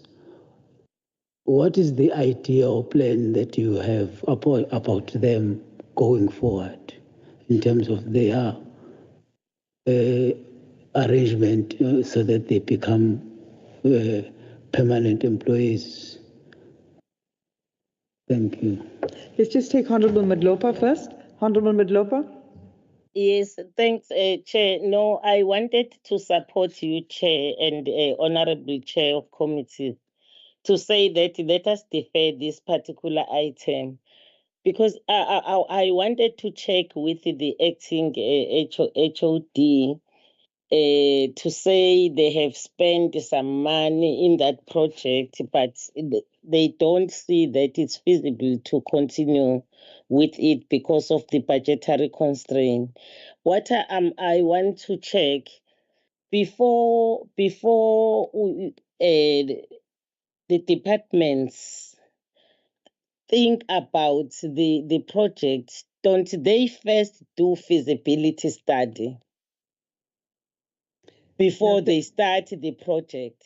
Because it may be looked as a wasteful expenditure, just to start a project, and then in the middle of it, when you start and then you say, hey, no, it's not feasible to continue with this project. But on this item, so that we can deliberate, have time, Honorable Chair, I support that we defer it. Maybe we'll look at it and then also see what other things that is in this report. Thank you, Honorable Madlopa. I think we'll also defer that question. We'll deal with that when we deal with this report at the next meeting. If you could just answer Honorable Kunene's question, and we'll bring the meeting to a close. Thank you, Chair. Chairperson, we don't even call it the employment of Amakosi and Izinduna, because it's the recognition of Amakosi and Izinduna, which is a completely separate process. So we don't treat them and we don't regard them as employees of the department. I think that's the first comment. And the process of recognition, I think we've highlighted as one that can only happen through the Provincial Executive Council. Both the recognition and the removal has to be dealt with at that level. But in terms of our engagements with traditional leaders, they have made a number of, or they've highlighted a number of concerns. The concerns are around the fact that Izinduna are paid a stipend. It's not even a salary. Amakosi also have an allocation, which is in the region of 25,000 Rand per month. Izinduna are in the region of 10,000 Rand per month that they get paid. And they are saying, if you have to compare that to what we do as community leaders within the institution of traditional leadership to what ward councillors do in urban areas, then there's a huge disparity and there's inequity. So these are issues that have been highlighted through the Provincial House of Traditional and Khoisan Leaders, onwards to the National House of Traditional and Khoisan Leaders and to the National Minister. And they are currently looking at, and I know it's been taken a while, but the handbook on the tools of trade for Amakosi and Izinduna, for traditional leadership across the country, as it were. So that handbook has been drafted. We have had engagements with the Department of Traditional Affairs nationally on the cost implication of complying with that handbook.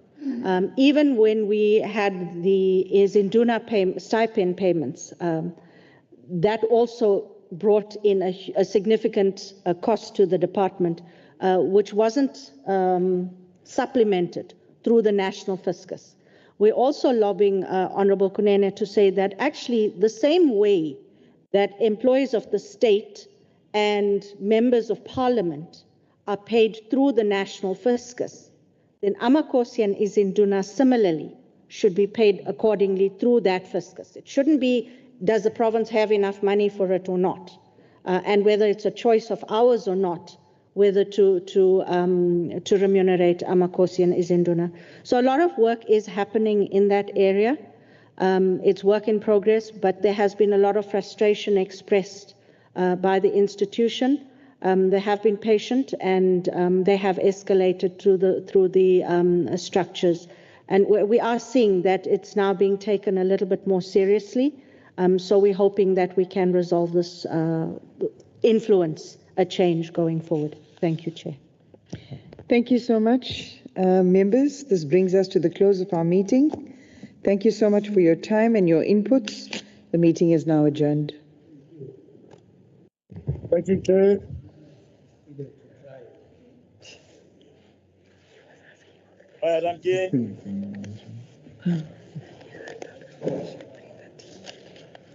Well, it's purposeful, the exact time was supposed to be. The exact time was supposed to. No matter how much we try to get it. So you were suggesting that we might not be able to do the 11? Because I will probably be driving. You start to drive at about 11 when you leave Bolongoma. It's about 3.5. Yeah, most probably about 12. What time do you? Okay, we can do it then. If you're going to do it at 11. It's at 11. Okay. Should be let's do about it. 30 minutes, 40 minutes max. Yeah, let's do it then. Let's do it and then travel. So it's done. Okay. And we can do the next. Then in the morning, we just, because members still need to go to. Sorry, Chair. For, Sorry, Chair. We are no more hearing the discussing now. I don't know whether it's informal. Honorable Madlopa, the meeting is adjourned. Oh, yes. Okay, thank you. Yeah, I'm chairing commissions. That's directly after that. oh, yeah, exactly. So I think by 12, you're not too far from, where are you? In Tuba? No, yeah, it's happening at Matuba. Tuba, yes. So from Nongoma But I to think Tuba. it's happening, the commissions is happening in Richards Bay. Oh, but quite a drive there. So what I'll do is, where are we staying in Nongoma? In Nongoma in, yes. Oh, you know it? Yeah, And it's a nice place. But I didn't stay there, I stayed in Richards Bay. So I most likely stay in Richards Bay, travel. It's like 2 hours to get there to I don't Matuba. stay in Nongoma.